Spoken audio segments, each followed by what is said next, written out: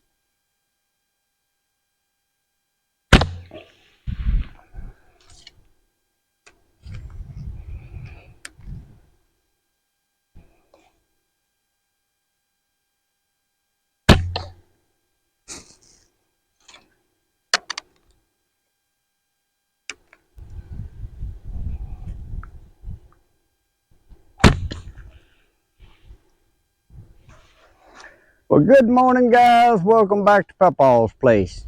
As always, if this is your first time here, thanks for dropping in. Feel free to drop in anytime you feel, my friend.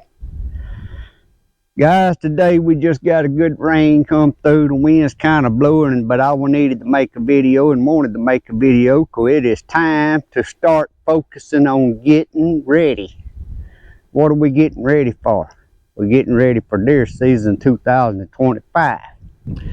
So I wanted to bring some tips from my experience of bow hunting over the years. Now, I've always been a compound bow hunter, took up trad bow hunting last year. But it's all the same. If you want to prepare for the bow hunt, it's time to start right now in the middle of the summer. Now, I know y'all looking at me in my cutoff shorts. I got some snake boots on and saying, what in the world is going on with that dude? Well, let's go on and get this out of the way. This is part of my preparing for the hunt. It's taking inventory and seeing what I need to purchase. So when it comes getting to crunch time, September's getting here for us. Some of you is October. I ain't got to do a whole lot of purchasing and spend a lot of money at one time. So I start slowly buying stuff that I see I want or need for the next coming hunting season, and these snake boots is one of them. So that's just part of preparing and getting a head start. These come in the mail today, and I got them out and put them on, and I'm wearing them, kind of getting them broke in, getting the scent off of them. Same thing, if you need hunting clothes and stuff, you need to go on and get them.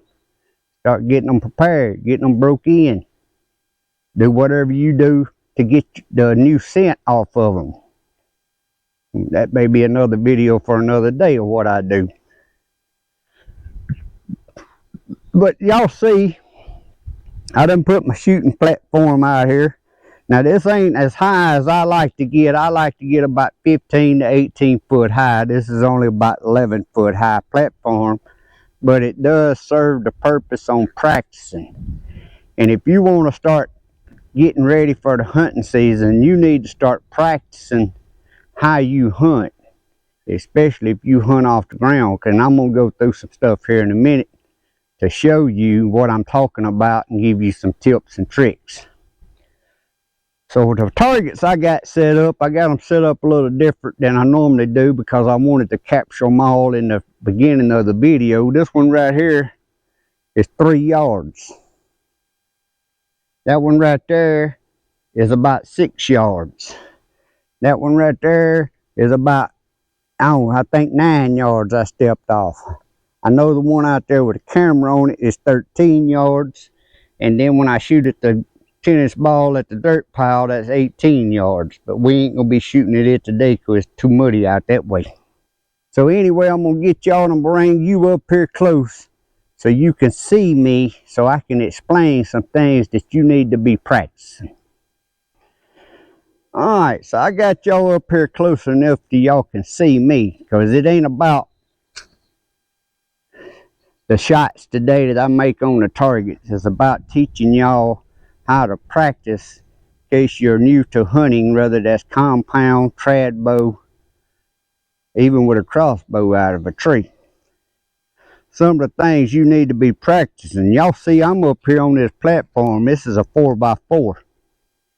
It ain't no tree standing here like if you was in a climbing stand, which adds that much more. So I'm going to stand over here in one spot on about a 16x16 spot, like I'm on a platform on a climbing stand, and mine I can sit down on just like this and lean back against a tree. And this is what the main point of my video is. All the videos I see teaches about the perfect form in shooting. Well, perfect form is what you need to learn how to shoot the bow, whether that's a trad bow, compound bow, longbow, whatever. Yes, you need your form. But when it comes for deer hunting, that proper form, you can forget it, guys. And I know some of you out there are deer hunters and you still make videos preaching proper form, and in reality, you know when you get in a stand, you can just throw all that shit out the window. It don't work. And that's why I'm going to make this video today showing y'all and explaining situations of difference. Now you say I'm sitting here. Now down here where I hunt, I'm in northeast Louisiana and I hunt east Mississippi, south Arkansas, sometimes east Texas. These deer right here in my home area, around my home especially, is some of the wildest, skittiest deer I've ever seen. They literally come through the woods like a drug head on crack. I mean, they just a jerking. I mean, they just waiting for something to run from. Sound, smell, anything. And that really makes bow hunting hard. So if you sitting here just like this, and like I said, don't forget you only got a 16 or 18 by 18 inch platform. You can't be getting up walking around. And these deer comes walking up through here. The number one thing I want to tell y'all that I learned years ago in the beginning of my bow hunting is why I like to climb high. It's because I want you to right now watching this video just look straight. And the further you go out there, your peripheral vision picks up higher. And it took me for a long time when I was young to figure this out, because I'd see a deer out there 60 or 70 yards, but then I'd want to start standing up and getting ready. Well, that's a mess up, guys, because when he's 60 or 70 yards, even though he's looking around eating, just looking through the woods, he catches movement in his peripheral vision 60 or 80 yards out there just like you can. So I learned to sit there until he got up here close, and this again is another reason I like getting up high. I used to get up over 25, 30 foot, believe it or not. I don't do that no more. But to me, the higher you get, he can't see no peripheral vision or any kind of movement. But you wait, set till that deer gets up here close, and then you start watching it. And you wait just looking the other way, or head goes behind a tree. Then you ease up. Now here's where I'm talking about that perfect form can be thrown out the window. Say I'm standing here and that deer kind of coming up and it's feeding around, and it's done got right up here. There's a target right here 3 yards in front of me. I know y'all can't see it in the camera. Now, of course, I'm already going to have the arrow in the bow when I'm sitting there deer hunting. But I finally get stood up. And this is my point. But that deer done got right up here close now, right under me 3 yards. He senses something wrong, or she senses something wrong. Most cases in me, it's she. She senses something wrong. She's nervous. So you can't be turning around here all like that trying to get where you got a more, it ain't perfect, but a better form of shooting. I'm right-handed, so shooting off the left side. I'm standing here. You got a tree coming up behind you. You got the top part of your stand around you. So what do? Me, I don't come around here to the deer and draw back. I keep my eyes on the deer. I come around.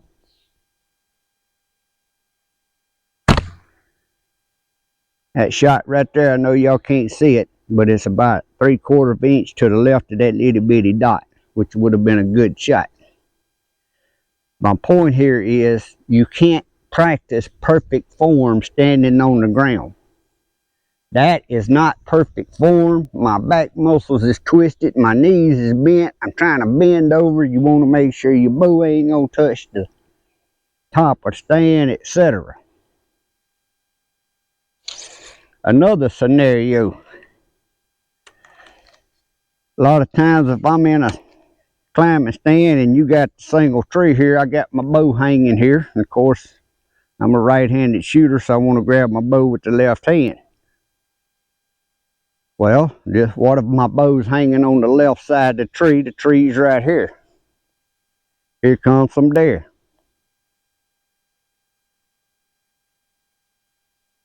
Okay, I stand still, because I don't want to make no movement until I know they up here where their peripheral vision can't really pick me up as easy. So what do? Your bow's hanging on the side of the tree. Well, there's a couple things you can do. One, you can come back between your trees, keeping your eye on the deer, doing all this movement when his head's down or facing away or behind the tree. But the problem with this is when you do it, you got to keep going until your arrow gets past this tree where my left hand is, spin it around, and then bring your bow back. All right, well, let's just say that deer done got spooked. So here you are, right-handed shooter, your bow's left and the deer's to the right. Now I'm gonna shoot this target right here. 9 yards, approximately 9 yards. This here's where that perfect form is thrown out the window. She's already skittish looking around, so do you try? This is something you got to decide on your own. And if you blow it, you just screwed. Do you try to get around and hope that stand don't make a squeak to get a better shot? Or do you get out here like me and practice? Okay, her head's down. I'm gonna draw back. I'm gonna ease around.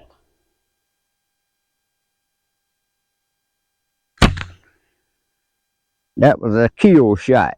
But guys, I am in such a bind up here, twisted that far. My muscles is all in a bind.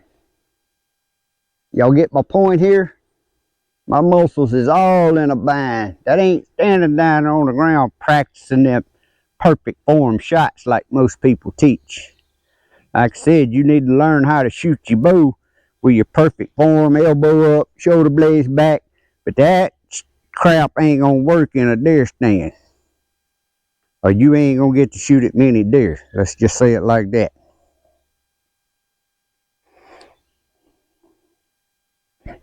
Now, one of the hardest ones for me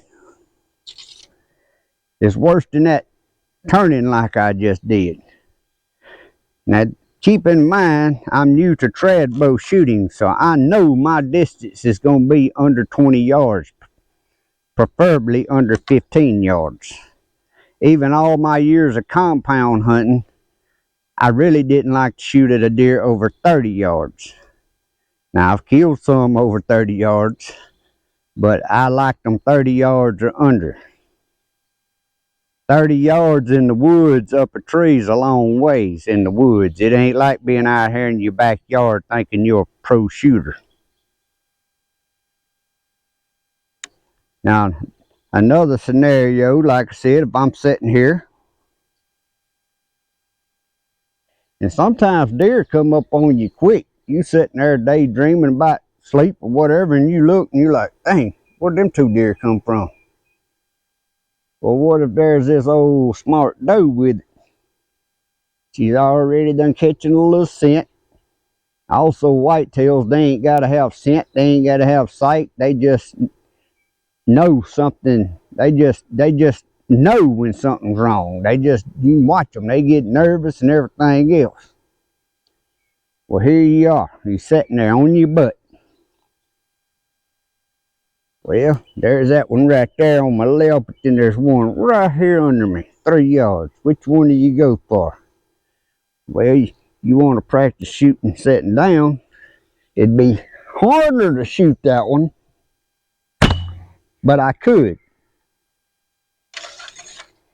Just depends on what deer you want to shoot. It would be easier shooting that one, even though it's a little further, because it's just right there out your left side.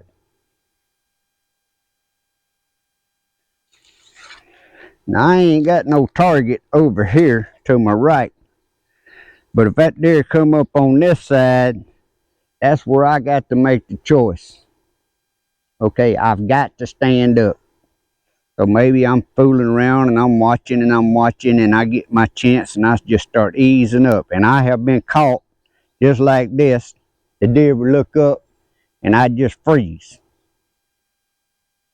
And it seemed like an hour, but it probably wasn't 60 seconds. Muscles in your legs starts burning. Finally, sometimes they run off. Sometimes they give you a break and you get stood on up.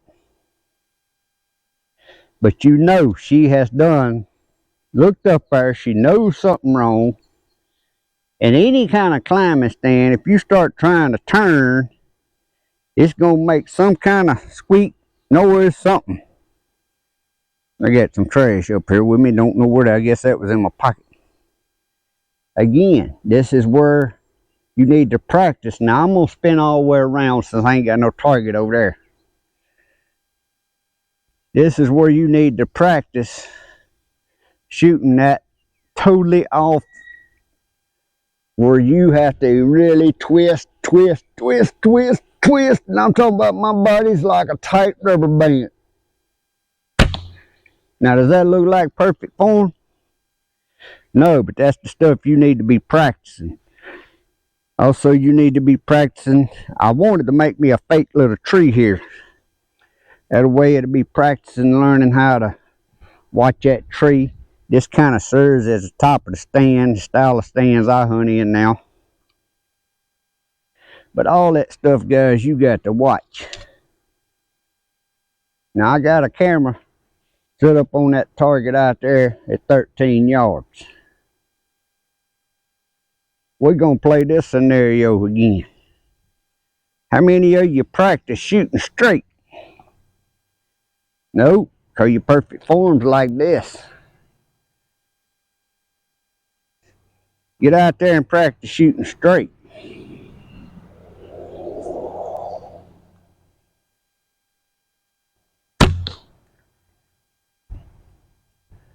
All this stuff you need to be practicing, not perfect form stuff.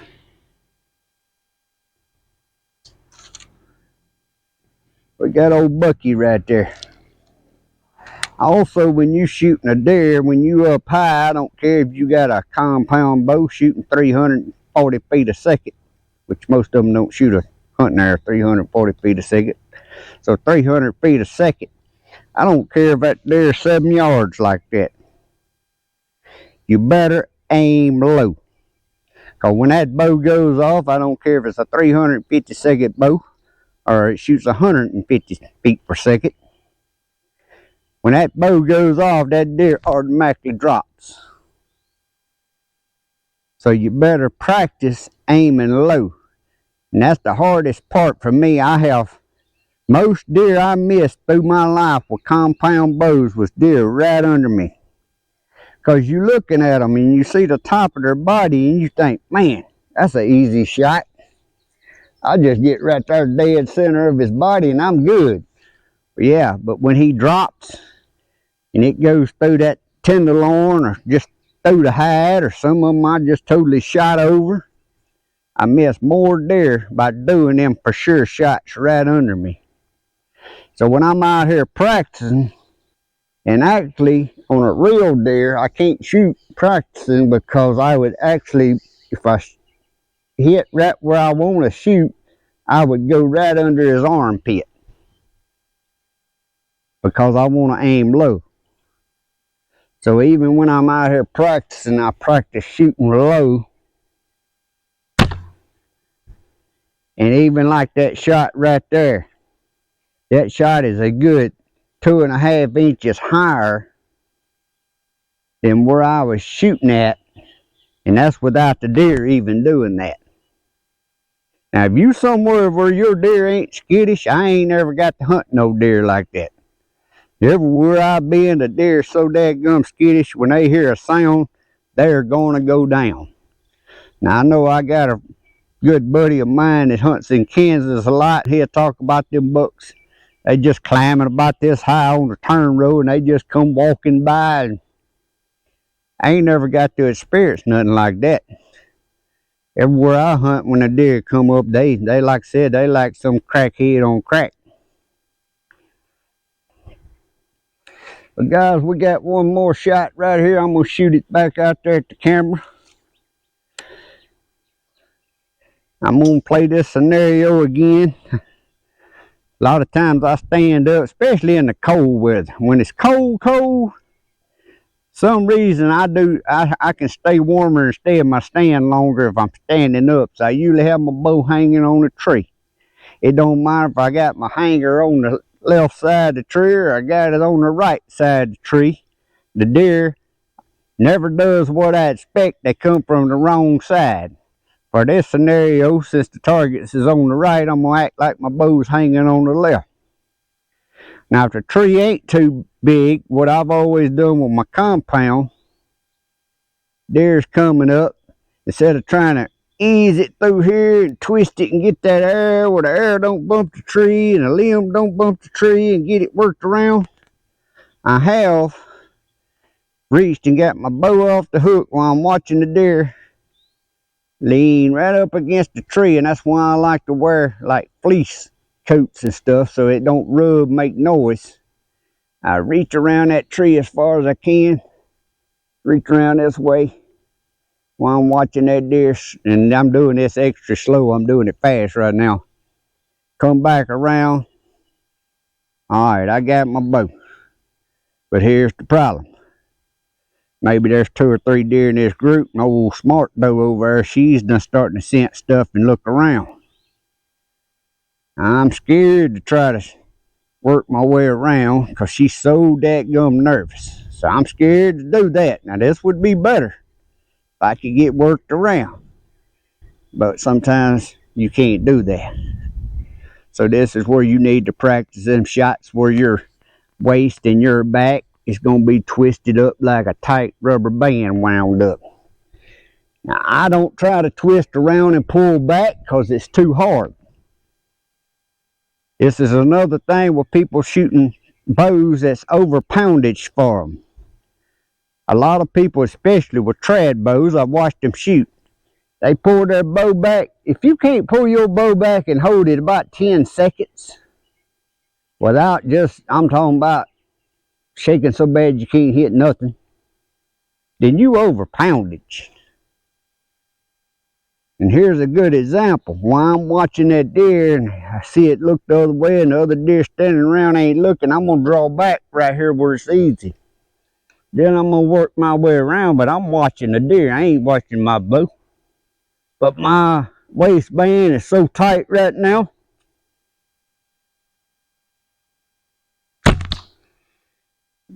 I would have missed that deer. That would have been a good shot. But that's the kind of stuff you need to be practicing. You ain't going to have no perfect forms. I done sat up here and shot all these arrows and got tired on that. But yeah, when you twist around like that and you feel like a knife coming up through them muscles and stuff, yeah, you in a bind. You ain't got this perfect form deer hunting. But again, when you're in a situation like that right there, you really don't need to take that shot out there at 13 yards. Now, if that deer was right up here 7 or 8 yards, draw back and twist around, you can get on it and shoot before them muscles start getting into hurting so bad. That's the stuff you got to practice and learn and know your ability and what you can do. Now, I ain't gonna sit here and act like again. All my years of compound bow hunting, I have missed a many of them. I have wounded deer that I didn't find. I have tracked deer up to 12 or 1 o'clock at night before we found them. There's one thing about me and old Cuz. If we could find a drop of blood, we would stay on it. I didn't care how many miles we were from the camp.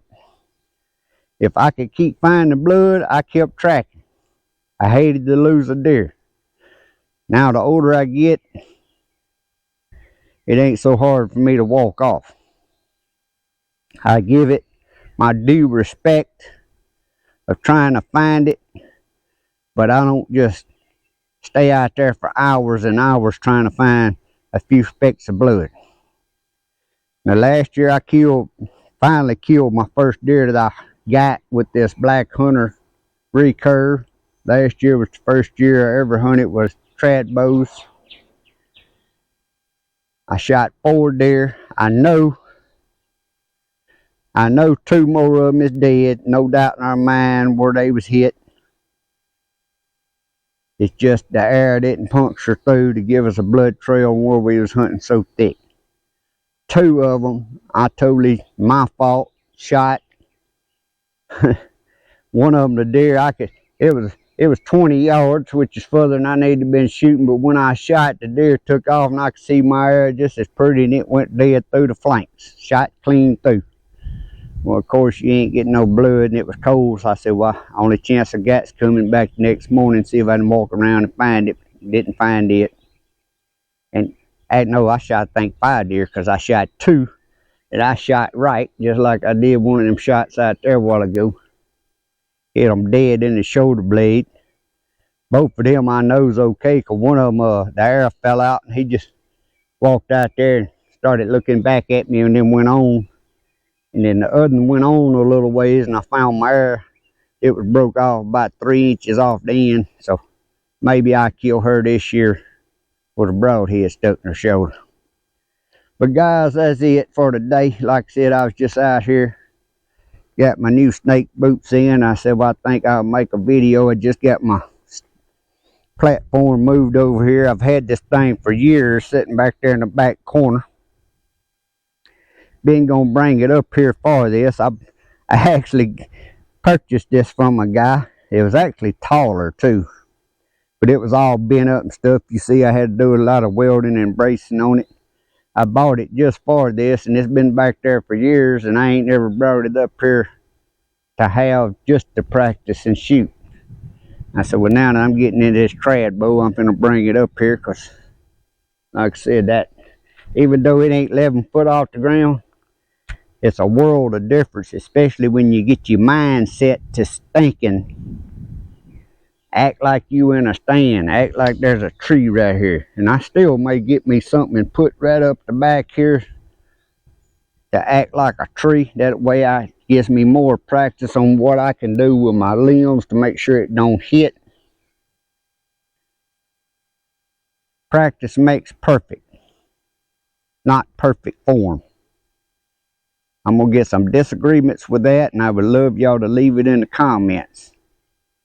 But don't forget, I'm agreeing with you, perfect form is the way to learn how to shoot archery, whether it's trad bow, compound bow. Yeah, you need to learn your perfect form. But you got to practice if you're going to be a hunter. You ain't standing up here shooting dots indoor shooting range. That's what you're doing. You don't even need to be watching my videos, because I'm all about hunting. Now, a lot of you don't know my background. I know a lot of the new viewers.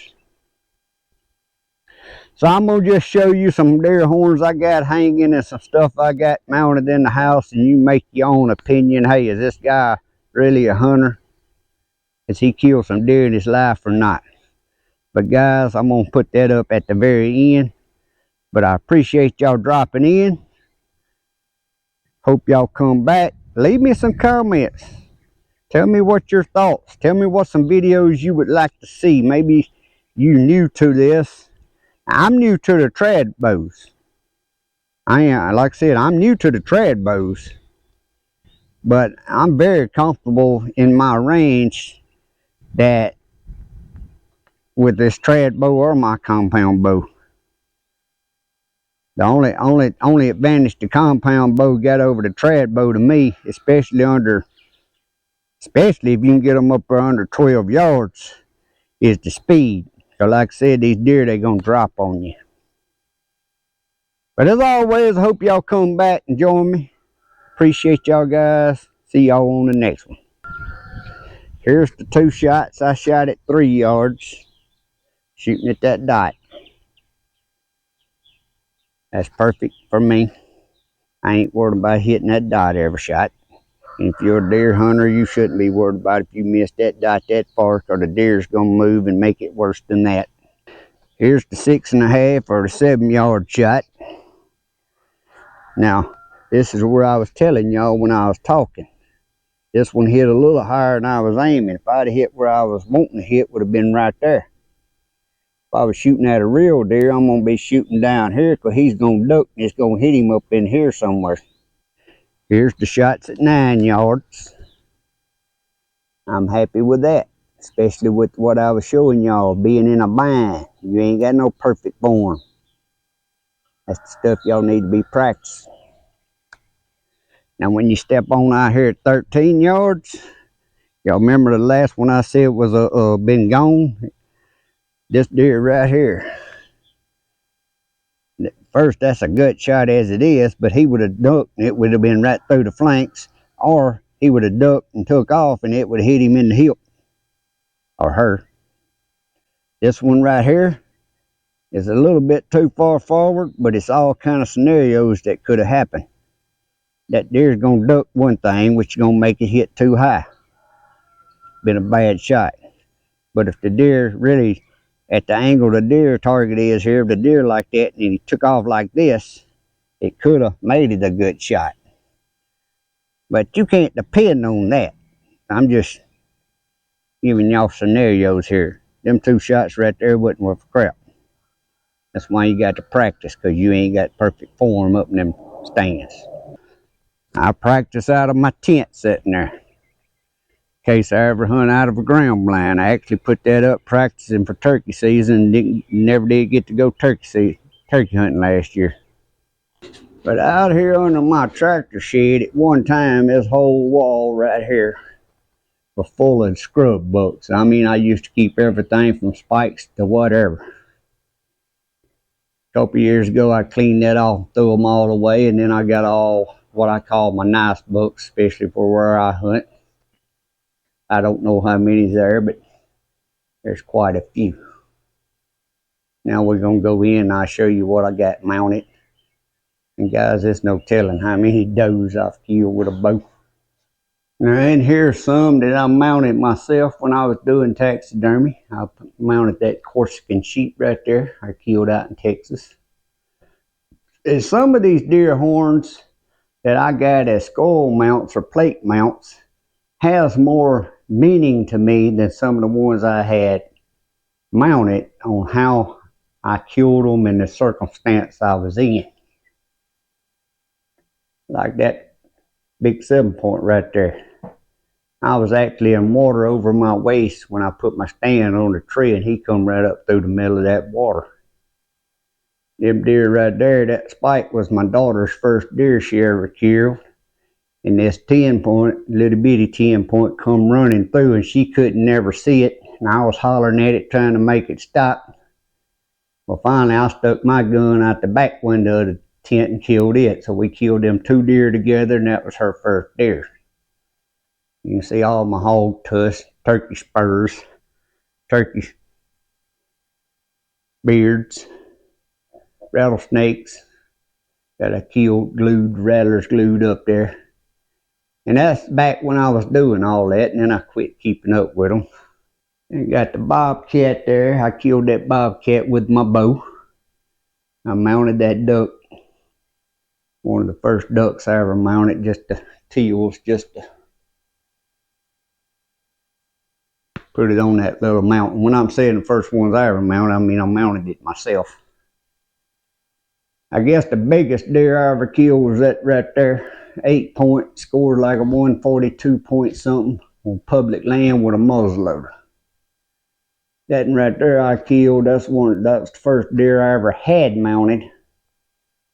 Killed him with a 30-30 on public ground. I think I was about, I can't remember, 20, 21 maybe, 19. I can't remember exactly the age I was, but that's the first decent buck I ever killed. But I was always shooting whatever. I ain't picky, I shoot does. There's a pheasant, one of the biggest turkeys I ever killed, another bobcat, a wood duck.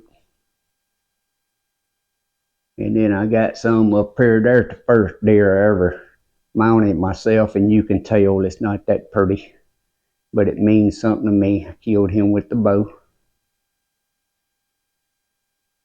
And then I got to the point, y'all see all them other horns. There's some horns out there hanging in the shed that's bigger than some of these, but I'm like, this is enough of this. Got to where mounting them ain't that big. I guess that up there is the only 10 point that I've ever killed, or the biggest 10 point I ever killed, and I ain't never killed a 12 point. I would love to kill me a perfect 12 point. There's some of the squirrels. But there you go.